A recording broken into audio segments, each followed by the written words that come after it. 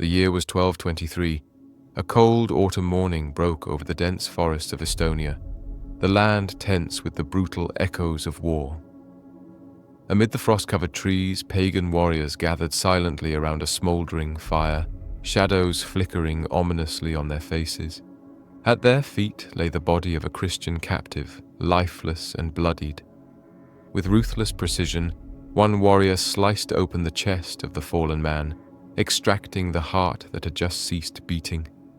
The heart, still warm, was placed carefully into the flames as murmurs of dark invocation filled the air. Moments later, in a chilling act of ritual cannibalism, these warriors consumed the roasted heart, believing its flesh would grant them the strength and courage of their enemy. To fully grasp this macabre tale, we must step back into the complex backdrop of Estonia's prolonged conflict with crusading Christians. The year 1223 marked not a sudden uprising, but rather a new chapter in a brutal and ongoing war that had begun 15 years earlier in 1208. The Crusaders, driven by religious zeal, had invaded Estonia repeatedly, determined to extinguish pagan traditions and impose Christian rule. After years of fierce resistance, the Estonians had suffered defeat in 1220, but resentment and defiance continued to burn fiercely beneath the surface. Henry of Livonia, a chronicler who meticulously documented these brutal encounters, vividly recounts the gruesome event.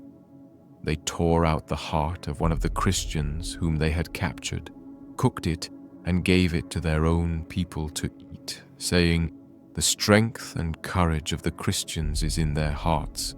Let us eat the heart, and we shall become strong also." The 1223 uprising was swift and merciless. Throughout the Estonian forests and villages, the flames of rebellion spread rapidly. Christian churches were razed to the ground, altars desecrated, and priests, monks, and converts hunted down without mercy. Those villagers and families who had embraced the foreign faith were targeted first, accused of betraying ancestral gods and practices. Entire communities were wiped out, leaving behind grim scenes of violence and devastation. Amid this chaos, the nameless Christian victim whose heart was eaten stood out as a symbol of the Estonian warrior's desperate struggle against foreign domination.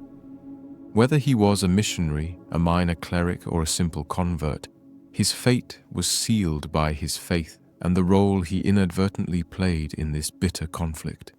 The brutal uprising raged on, escalating into further cycles of savage violence. Ultimately, however, the overwhelming military might of the Crusaders forced Estonia back under Christian control.